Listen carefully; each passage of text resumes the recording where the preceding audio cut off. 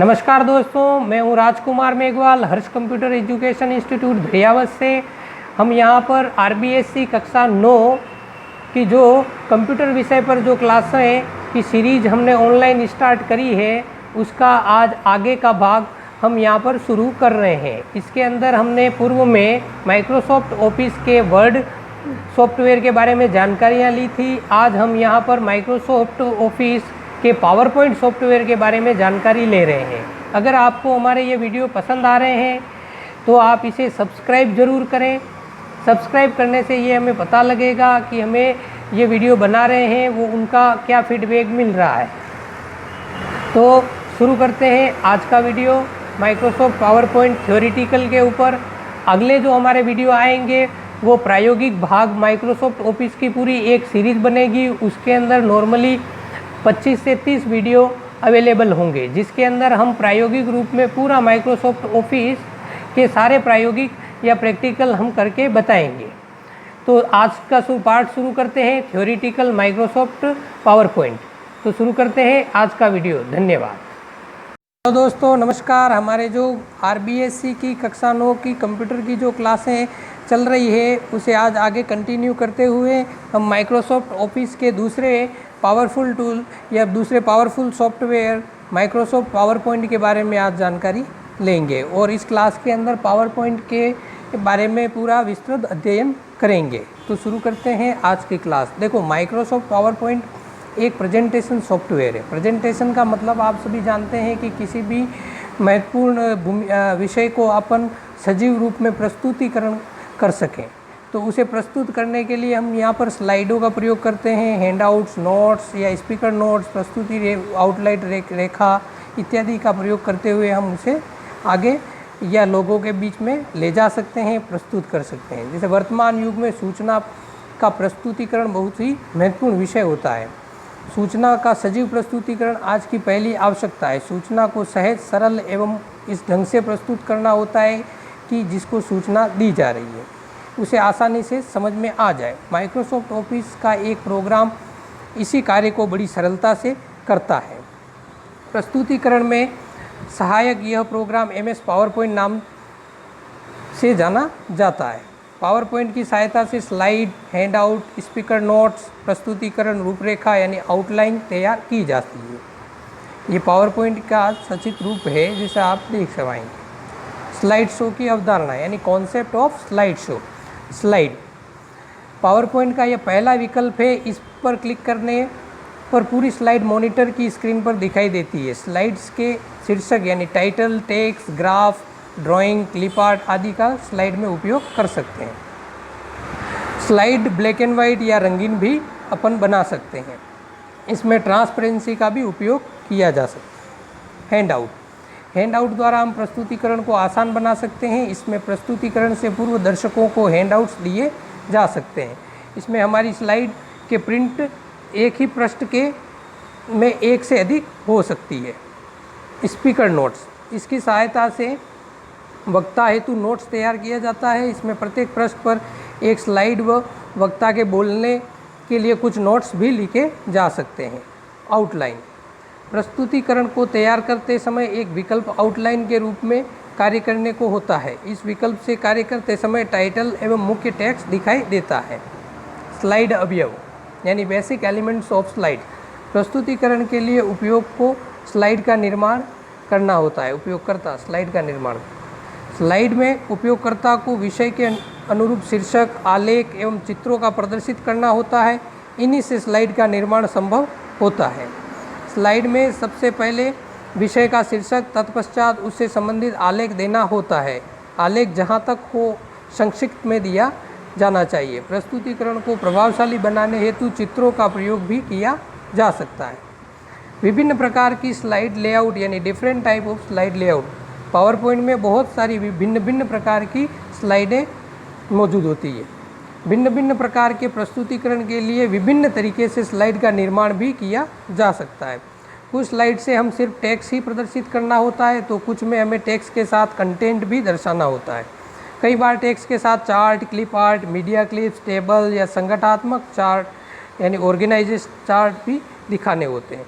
Slide बनाते समय इन सभी का ध्यान रखना होता है और इसी के अनुसार विभिन्न प्रकार के उपलब्ध स्लाइड लेआउट का चयन कर हमें स्लाइड बनानी पड़ती है। मुख्यतः 4 प्रकार के स्लाइड लेआउट्स होते हैं, ये आपको दिखाई दे रहे हैं।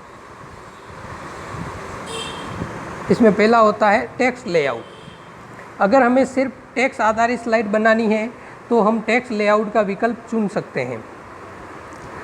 टेक्स्ट लेआउट में भी अन्य विकल्प हैं, जैसे टाइटल यानी टाइटल स्लाइड, सिर्फ टाइटल ओनली या टाइटल टेक्स्ट और टाइटल एवं दोनों 2 कॉलम में टेक्स्ट या टाइटल एंड 2 कॉलम्स। हम अपनी आवश्यकता अनुसार टेक्स्ट लेआउट का चयन कर सकते हैं।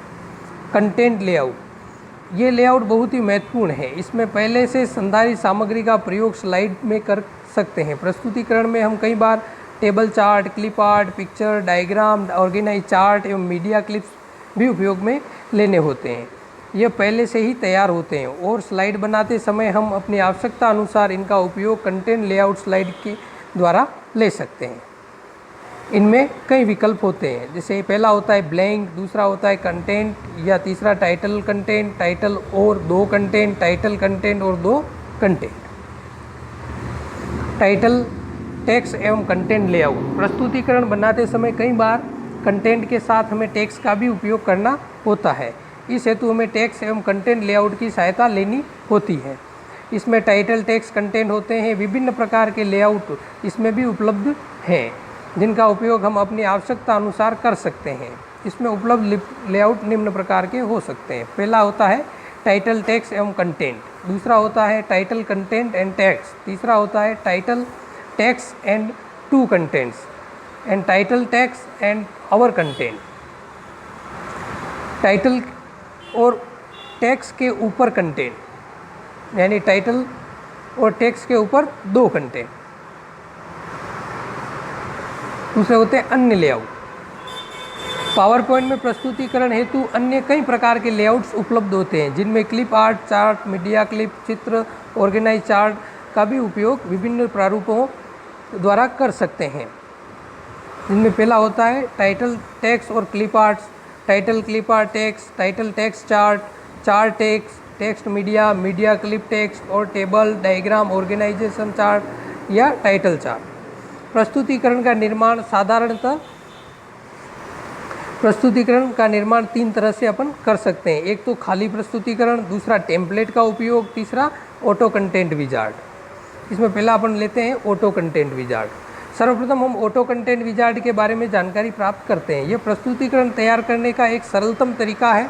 ऑटो कंटेंट विजार्ड का उपयोग करने हेतु हमें नई स्लाइड प्रस्तुतिकरण मेनू में उपलब्ध इस विकल्प को क्लिक करना होगा। क्लिक करने पर ऑटो कंटेंट विजार्ड का क्लिप आर्ट डायलॉग बॉक्स दिखाई देगा। इसमें हमें नेक्स्ट लिखे बटन को क्लिक करना होगा। इससे हम अगले विकल्प में आ जाएंगे और इसमें उपलब्ध विभिन्न प्रकार के प्रस्तुतिकरण को चुनना होगा। इस डायलॉग बॉक्स में 6 श्रेणी के प्रस्तुतिकरण उपलब्ध होंगे। हम अपनी आवश्यकता अनुसार कोई एक प्रस्तुति का चयन कर सकते हैं। इसके बाद अगले विकल्प के लिए क्लिक करेंगे, तब हम विजार्ड के आउटपुट विकल्प में होंगे। इस आउटपुट विकल्प में भी कई उप विकल्प होंगे। हम अपनी आवश्यकता अनुसार उप विकल्प का चुनाव करेंगे। अगर हमें कंप्यूटर पर ही प्रस्तुतिकरण प्रस्तुत करना हो तो पहला विकल्प चुनेंगे। अगले विकल्प में प्रस्तुतिकरण के टाइटल के बारे में जानकारी देनी होगी। तत्पश्चात नेक्स्ट बटन क्लिक करने पर अंतिम विकल्प हमारे सामने होगा। यहाँ पर हम फिनिश बटन पर क्लिक करेंगे, तब ऑटो कनेक्ट विजार्ड प्रस्तुति का निर्माण कर देगा। इस प्रस्तुति में जो हेडिंग एवं पहले लिखे आलेख में हम अपनी प्रस्तुतिकरण के अनुरूप परिवर्तन कर अपने विषय के अनुरूप प्रस्तुतिकरण बना सकते हैं। टेम्पलेट का प्रयोग। पावर पॉइंट में कई विषयों पर पूर्व निर्धारित प्रस्तुतिकरण के प्रारूप संधारित रहते हैं। हम अपने प्रस्तुतिकरण को उनके अनुरूप बनाना चाहें तो उपलब्ध प्रस्तुति में से किसी भी प्रस्तुति को चुन सकते हैं। इससे पूर्व निर्धारित प्रस्तुतिकरण स्क्रीन पर दिखाई देगा। हम अपनी आवश्यकता अनुसार इस प्रस्तुतिकरण में लिखे आलेख को परिवर्तित कर सकते हैं। इसके लिए हमें यहाँ आलेख बदलना है। यह माउस पॉइंटर द्वारा क्लिक करने पर आलेख मोड यानी टेक्स्ट मोड में हमारी आवश्यकता अनुसार आलेख परिवर्तन कर सकते हैं। यह आपको दिखाई देंगे विभिन्न प्रकार के टेक्स्ट डिजाइन है। ये स्लाइड डिज़ाइन आपके सामने उपलब्ध है, इनमें से आप कोई सा भी चयन कर सकते हैं। टेम्पलेट द्वारा बनाए गए प्रस्तुतिकरण में हम अपनी आवश्यकता अनुसार और भी नई स्लाइड बना सकते हैं। इसके लिए हमें न्यू स्लाइड विकल्प को चुनना होगा और इसे चुनने पर कई तरह की स्लाइड लेआउट जैसा कि ऊपर दिखाया गया है प्रदर्शित होगी। हम अपनी सुविधा अनुसार किसी भी लेआउट को चुन लेंगे। दूसरा होता है खाली प्रस्तुतिकरण, खाली यानी कि ब्लैंक प्रेजेंटेशन। यह कतई भी आवश्यक नहीं है कि हम विजार्ड या पुनर्निर्धारित प्रस्तुतिकरण पर निर्भर रहें। विजार्ड एवं टेम्पलेट के उपयोग के बिना भी हम प्रस्तुतिकरण निर्माण कर सकते हैं। इसके लिए हमें ब्लैंक प्रेजेंटेशन विकल्प चुनना होगा। इस विकल्प को चुनने पर कई तरह के स्लाइड लेआउट प्रदर्शित होंगे। इनमें से अपनी सुविधा अनुसार एक विकल्प हम चुन लेंगे। पहले ही विकल्प को चुनने पर एक खाली स्लाइड स्क्रीन पर प्रदर्शित होगी जिसमें टाइटल एवं सब टाइटल नाम के 2 टेक्स्ट बॉक्स बने होंगे। इस प्रकार हम अपनी आवश्यकता अनुसार स्लाइड लेआउट का चयन कर प्रस्तुतिकरण का पूर्ण कर सकते हैं। संधारण करना यानी सेव प्रेजेंटेशन। कोई भी हम प्रेजेंटेशन को बनाने के बाद उसे सेव कर सकते हैं। स्लाइड के विभिन्न दृश्य यानी डिफरेंट व्यूज ऑफ स्लाइड। इसमें पहला होता है स्लाइड शॉर्टर।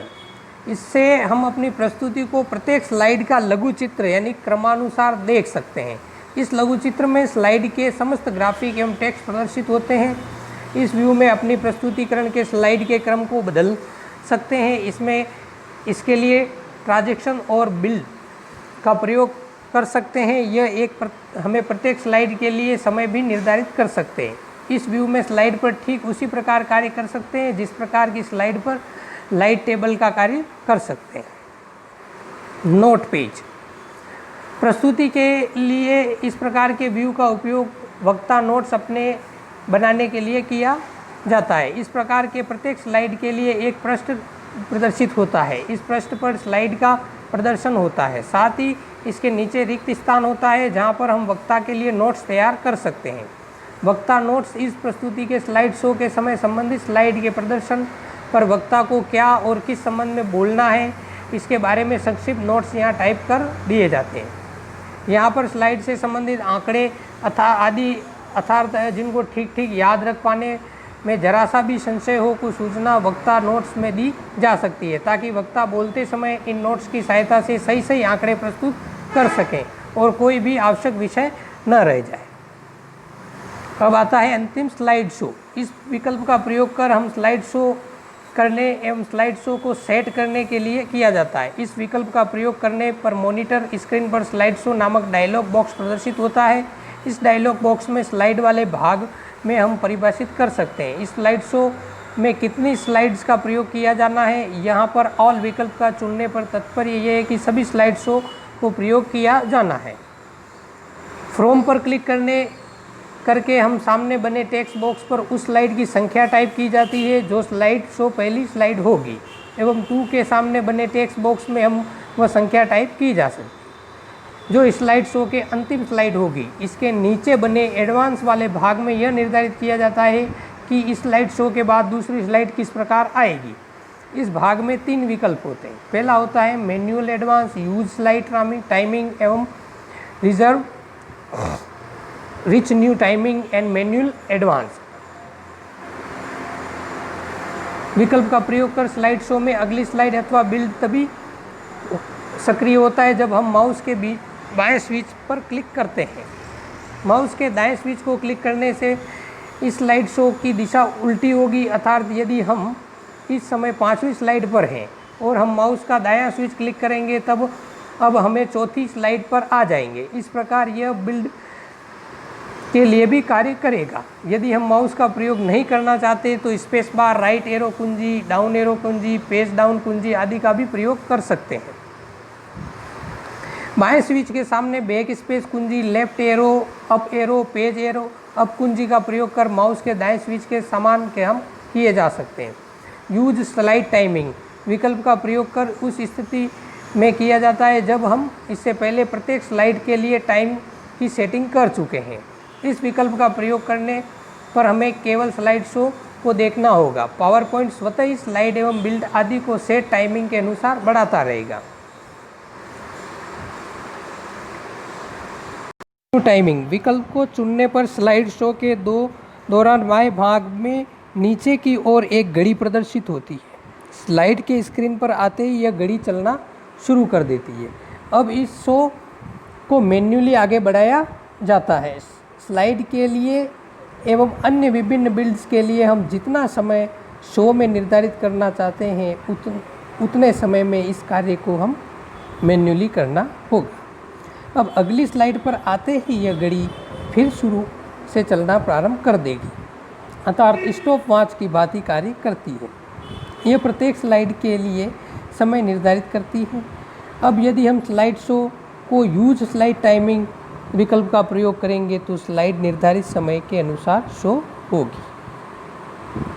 इस डायलॉग बॉक्स में सबसे नीचे एक विकल्प रन कंटिन्यूअसली यूटिल एस्केप दिया होता है। इसका तात्पर्य यह है कि यह स्लाइड शो तब तक लगातार चलती रहे जब तक कि कुंजी पटल पर एस्केप कुंजी को नहीं दबाया जाए। एडिटिंग एवं फॉर्मेटिंग। स्लाइड में आवश्यकता अनुसार परिवर्तन किया जा सकता है। इस तरह स्लाइड के प्रारूप भी उपयोगकर्ता के आवश्यकता अनुसार परिवर्तित हो सकते हैं। इन कार्यों को हम एडिटिंग एवं फॉर्मेट मेन्यू का अध्ययन करना होता है। इन दोनों के बारे में नीचे बताया गया है। पहला होता है एडिटिंग मेन्यू। देखो, इस मेन्यू में पावर पॉइंट की प्रस्तुति के संपादन में संबंधित सामान्य विकल्प होते हैं, जिसमें undo, cut, copy, clear, select और duplicate, delete slide, find, replace, link और ब्रेक लाइन, ऑब्जेक्ट इत्यादि प्रकार के इसमें विकल्प अवेलेबल होते हैं। इन सभी विकल्प का प्रयोग अपन प्रायोगिक कक्षाएं हमारी जो चलेगी उनमें करके आपको बताए जाएंगे, ठीक है। और दूसरा होता है फॉर्मेट मेन्यू। इसके अंदर हम फ़ॉन्ट की डिज़ाइन चेंज कर सकते हैं, फ़ॉन्ट का पूरा तरीका चेंज कर सकते हैं, अलग अलग फ़ॉन्ट का उपयोग कर सकते हैं, उनकी साइज़, टाइप करने का तरीका वगैरह सब बदल सकते हैं। बुलेट, अगर हमें किसी टेक्स्ट को बुलेट के साथ दर्शाना है, इस विकल्प का चयन करके हम उसे भी कर सकते हैं। स्लाइड के बाद हम टेक्स्ट को अलाइनमेंट भी इस अलाइनमेंट ऑप्शन के द्वारा कर सकते हैं, मतलब एक सीधा रखना है या लेफ़्ट साइड से रखना है, सेंट्रलाइज रखना है, जिस प्रकार लाइन के बीच स्पेसिंग का कार्य कर सकते हैं। केस चेंज कर सकते हैं, यानी कि प्रस्तुतिकरण के समय हम टेक्स्ट को टाइप करते हैं, उनकी टाइपिंग को समय अनुसार कई बार केस में त्रुटि रह जाती है। उदाहरण, हम सभी अक्षर अंग्रेजी के बड़े अक्षर में की बातें लिखना चाहते हो परंतु गलती से हम छोटे अक्षर टाइप कर दिए हो। ऐसी स्थिति में भी हम टेक्स्ट को हटाकर नया टेक्स्ट लिखने के बजाय हम चेंज केस विकल्प का प्रयोग करके इस विकल्प में 5 उप विकल्प होते हैं जिनमें आवश्यकता अनुसार काम में हम ले सकते हैं, जैसे सेंटेंस केस, लोअर, अपर, टाइटल केस, टॉगल केस इत्यादि। उसके बाद हमें अगर कोई प्रॉब्लम्स आ रही है तो हम रिप्लेस फ़ॉन्ट का भी उपयोग कर सकते हैं। स्लाइड के अंदर डिज़ाइनिंग का काम भी कर सकते हैं। स्लाइड लेआउट को भी हम चेंज कर सकते हैं, यानी कि उसे ब्लैंक रखना है, चित्रमुखी रखना है, ग्राफिक प्रयोग करना है, ये और स्लाइड के समस्त बैकग्राउंड को हम अपनी सुविधा अनुसार चेंजेज कर सकते हैं। स्लाइड में हेडर फुटर का प्रयोग कर सकते हैं। और फाइल मेन्यू में, इस मेन्यू में पावर पॉइंट की नई प्रस्तुति बनाने से पहले बनी प्रस्तुति को खोलने, खुली हुई प्रस्तुति को बंद करने, प्रस्तुति में किए गए एडिटिंग को सेव करने, प्रेस सेटअप निर्धारित, प्रिंट, पावर पॉइंट इत्यादि इसमें अपन कर सकते हैं। फाइल मेन्यू में जो न्यू विकल्प होता है उसके बाद उसका हम चयन करने के बाद नई स्लाइड को बना सकते हैं। दूसरा, उसमें ओपन विकल्प होता है, पुरानी कोई स्लाइडें हमारे पास बनी हुई है तो उन्हें हम खोल सकते हैं। क्लोज के विकल्प से हम स्लाइड को बंद कर सकते हैं। संधारण यानी सेव भी उसके अंदर हम चेंजेज करने के बाद सेव कर सकते हैं, यानी अपडेट का काम। सेव एज कर हम उस फाइल को एज इट इज़ रख के और नई फाइल के अंदर उसे बना सकते हैं। प्रिंट आउट यानी कि स्लाइड जो हमारी बनी हुई है उसे हम विभिन्न तरीक़ों से प्रिंट कर सकते हैं। जैसा हम पेज चाहें उसके ऊपर पेज सेटअप करने के बाद उस स्लाइड को हम प्रिंट कर सकते हैं, चाहे हम एक से अधिक स्लाइड प्रिंट करना चाह रहे हैं या करंट स्लाइड को प्रिंट करना चाह रहे हैं। जैसी भी स्लाइड आप प्रिंट करना चाहो उस प्रकार से किया जा सकता है। अब प्रिंट टू फाइल, इस चेक बॉक्स के अंदर हम यहाँ नॉर्मली ये जो प्रिंट का ऑप्शन लेंगे तो उसमें ये निम्न विकल्प आपके पास आएंगे। जैसे प्रिंट टू फाइल कर देंगे तो जो पूरी फाइल है वो सीधी प्रिंट हो जाएगी। और प्रिंट हिडन स्लाइड, यानी हिडन जो स्लाइडें हैं उन्हें भी आप प्रिंट करना चाहते हैं, ये पूछेगा। ब्लैक एंड वाइट करना चाहते हैं, कलेक्ट कॉपी करना चाहते हैं, या स्केल टू फिट पेपर करना चाहते हैं, प्योर ब्लैक एंड वाइट रखना चाहते हैं, आप जिस प्रकार का विकल्प इसमें चूज करेंगे वैसा हो जाएगा। अंतिम एग्जिट में आता है। इस विकल्प के प्रयोग करने के उपयोगकर्ता पावर पॉइंट से बाहर आ सकते हैं या पावर पॉइंट को हम बंद कर सकते हैं। अगर हम स्लाइड को बंद नहीं किया है या उसके अंदर सेव एज या सेव कुछ नहीं किया है तो एग्जिट विकल्प दबाने से पूर्व हमें ये पावर पॉइंट एक सुविधा देता है कि आप इस स्लाइड को सेव करना चाहते हैं या नहीं चाहते हैं। ऐसा अगर आपको चाहिए कि ये स्लाइड रखनी है तो आप उसे सेव कर सकते हैं, या अन्य जगह सेव एज करना चाहते हैं तो भी कर सकते हैं। इंसर्ट मेन्यू, इसके द्वारा हम फाइलों में स्लाइड के अंदर बहुत सारी अलग अलग क्लिप आर्ट, ऑटो, वीडियो या उसके अंदर साउंड क्लिप वगैरह जो भी आप डालना चाहो उसके द्वारा अपन डाल सकते हैं, या न्यू स्लाइड को इंटर भी करना चाहें तो भी कर सकते हैं। इसमें डेट एंड टाइम वगैरह आप जो भी समावेश करना चाहेंगे हो जाएगा। पेज नंबर भी डाल सकते हो इसमें। स्लाइड फ्रॉम फाइल का उपयोग करके आप इस विकल्प में वर्तमान प्रस्तुत में किसी अन्य फाइल की स्लाइड को भी इंसर्ट इसमें किया जा सकता है। इस विकल्प का प्रयोग कर आप स्क्रीन पर इंसर्ट फाइल नामक डायलॉग बॉक्स प्रदर्शित होता है। यह डायलॉग बॉक्स ओपन विकल्प के प्रयोग द्वारा प्रदर्शित होने वाले डायलॉग बॉक्स के समान ही होता है। इस डायलॉग बॉक्स में हम वंचित प्रस्तुत फाइल के स्लाइड्स को वर्तमान प्रस्तुतिकरण इंसर्ट करना होता है और माउस पॉइंटर को 2 बार अथवा उस फाइल को चुनकर ओके बटन पर क्लिक कर सकते हैं। और स्लाइड फ्रॉम आउटलाइंस के द्वारा हम आउटलाइन डाल सकते हैं, क्लिप आर्ट डाल सकते हैं, पिक्चर डाल सकते हैं, माइक्रोसॉफ्ट वर्ड में बनी हुई टेबल को इंसर्ट करवा सकते हैं, या कोई ऑब्जेक्ट उसके अंदर हम डाल सकते हैं। व्यू मेन्यू में जाकर हम पूरी स्लाइड वैल्यू को व्यू करवा सकते हैं। स्लाइड इस प्रकार के व्यू को में मॉनिटर पर स्क्रीन अपनी प्रस्तुत एक स्लाइड को ही देख सकते हैं और इस स्लाइड के संपादन कार्य यह किया जाता है। अर्थात यहाँ हमें टेक्स्ट टाइप कर सकते हैं, स्लाइड के लेआउट में परिवर्तन कर सकते हैं, स्लाइड में ग्राफिक जोड़ सकते हैं, आकृतियाँ बना सकते हैं। मेन आता है अब स्लाइड मास्टर। इस विकल्प का प्रयोग कर हम इसका एक उप मेन्यू स्क्रीन पर प्रदर्शित होती है। इस उप मेन्यू में 4 विकल्प होते हैं। एक होता है slide master, outline master, handout और मास्टर एवं नोट मास्टर और स्लाइड मास्टर। विकल्प का प्रयोग कर स्लाइड मास्टर विकल्प का प्रयोग करने पर स्क्रीन पर स्लाइड के ऊपर स्थित शीर्षक एवं टेक्स्ट के लिए फॉर्मेटेड प्लेस होल्डर के साथ सभी बैकग्राउंड आइटम भी प्रदर्शित होते हैं जिनका प्रदर्शन हम स्लाइड्स पर चाहते हैं। यदि हम स्लाइड मास्टर के में कुछ परिवर्तन करना चाहते हैं तो यह परिवर्तन सभी स्लाइड पर के लिए एक साथ प्रभावी होता है। इस प्रदर्शन में मास्टर यानी टाइटल वाला भाग स्लाइड के टेक्स्ट के लिए फॉर्मेटेड प्लेस होल्डर की भांति प्रयोग होता है। यहाँ पर स्लाइड के टेक्स्ट के लिए फ़ॉन्ट साइज, फ़ॉन्ट कलर, शीर्षक यानी अलाइनमेंट इत्यादि को निर्धारित करते हैं। इस प्रकार आउटलाइन मास्टर का उपयोग करता आउटलाइन व्यू के लिए मास्टर पेज को सेटअप कर सकता है। हैंडआउट मास्टर में हम हैंडआउट्स के लिए नोट्स, मास्टर, स्पीकर नोट्स इत्यादि का प्रारूप तैयार करते हैं। अब आता है एक महत्वपूर्ण भाग है जो है एनिमेशन। प्रस्तुत दृश्य में आप टेक्स्ट के विभिन्न प्रकार के एनिमेशन के प्रभाव भी उसमें आप दे सकते हैं जिसमें प्रस्तुतिकरण और प्रभावी हो सकता है। एनिमेशन विकल्प से हम टेक्स्ट में क्लिप आर्ट, पिक्चर आदि को विभिन्न एनिमेशन प्रभाव दे सकते हैं। एनिमेशन यह विकल्प स्लाइड शो मेन्यू में उपलब्ध होते हैं। स्लाइड शो मेन्यू 2 विकल्प उपलब्ध होते हैं। पहला एनिमेशन सिस्टम और कस्टम एनिमेशन। देखो, एनिमेशन पिक्चर एवं टेक्स्ट प्रस्तुतिकरण में प्रयुक्त चित्र में एवं टेक्स्ट में विभिन्न एनिमेशन प्रभाव देकर प्रस्तुतिकरण को प्रभावी बनाते हैं। कई तरह के प्रभाव हम एनिमेशन विकल्प के चयन कर काम में ले सकते हैं। Slide show menu animation scheme, custom animation एवं स्लाइड ट्रांजिशन उप विकल्प होते हैं। एनिमेशन स्कीम को चुनने पर कई प्रकार के एनिमेशन प्रभावों को एक साथ एक सूची स्क्रीन प्रदर्शित होती है और उपयोगकर्ता इनमें से किसी का भी चयन कर एनिमेशन को प्रभावी कर सकता है। ये आपको विभिन्न एनिमेशन स्कीम दिखाई गई है, आप चाहें जिसे उपयोग में ले सकते हैं। वास्तव में प्रस्तुतिकरण में हमें एक प्रस्तुत दृश्य के लिए दर्शक के हिसाब के समय का निर्धारण किया जाता है। कितने समय तक एक स्लाइड को स्क्रीन पर रखना है बहुत महत्वपूर्ण है। कहीं ऐसा ना हो जाए कि जिस जानकारी का हम प्रस्तुत करना चाहते हैं उसे पाने वाले को उतना समय ही नहीं मिल पाए कि वह प्रस्तुत की जानकारी पढ़ सके। एक स्लाइड के लिए एक टाइम तय किया जा सकता है, उपयोगकर्ता का देना होगा, और रिवर्स टाइम से हम एक एक स्लाइड के लिए समय तय कर सकते हैं। इस विकल्प के द्वारा स्क्रीन पर समय तय करने हेतु एक डायलॉग बॉक्स आता है जिसमें प्ले बटन दबाते ही समय शुरू होता है। जितने सेकंड या मिनट हम प्रस्तुति को देना चाहते हैं उतने समय में हम स्टॉप बटन दबा देते हैं और टाइमर इसमें चलता रहता है। Ungrouping and grouping picture from clip art. Insert विकल्प के द्वारा हम कई चित्रों को एवं क्लिप आर्ट की प्रस्तुति में कॉपी कर सकते हैं।